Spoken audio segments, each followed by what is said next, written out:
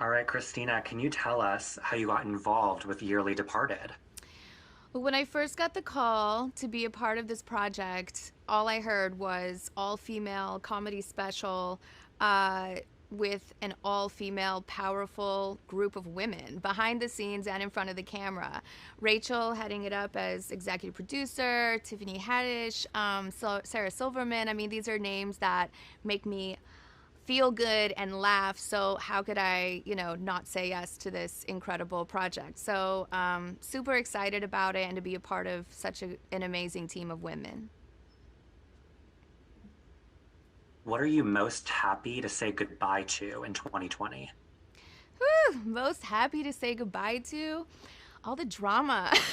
It's been too much for everybody. So I think we all need to kind of find the joy that we can right now and say farewell to, out with the old, in with the new.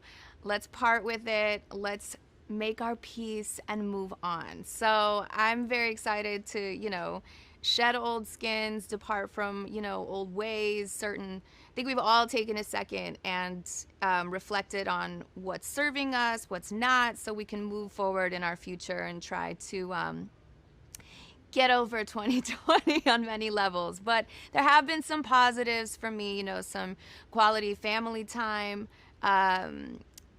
Getting to be a homebody for a second, which I'd been on the road like for a year prior between Europe and Vegas. So it was nice for me to take a reflective pause and a moment and take everything in on a personal level as a mom, as an artist, and be able to dig in creatively and make positive changes for my future. So I think we can all try and say that, in our own personal situations in our lives. Is there anything from 2020 that you would like to take with you into the future?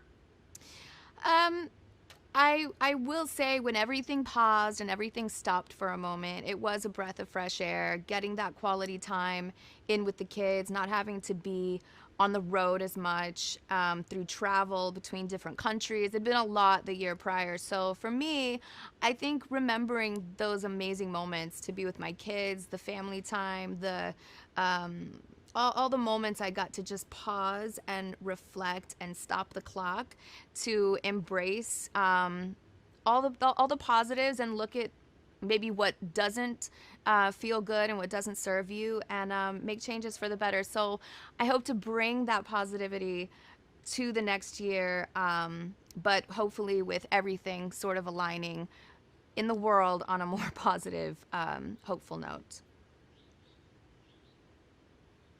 Why is it so important for us to all laugh right now? We need a good laugh right now.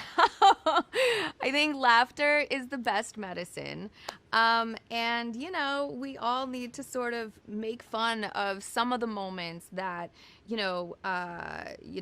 make light of some things that we can laugh about, that we can just sort of unite on some level of laughter and find the joy in what we can. At this time of year, we can't always be together.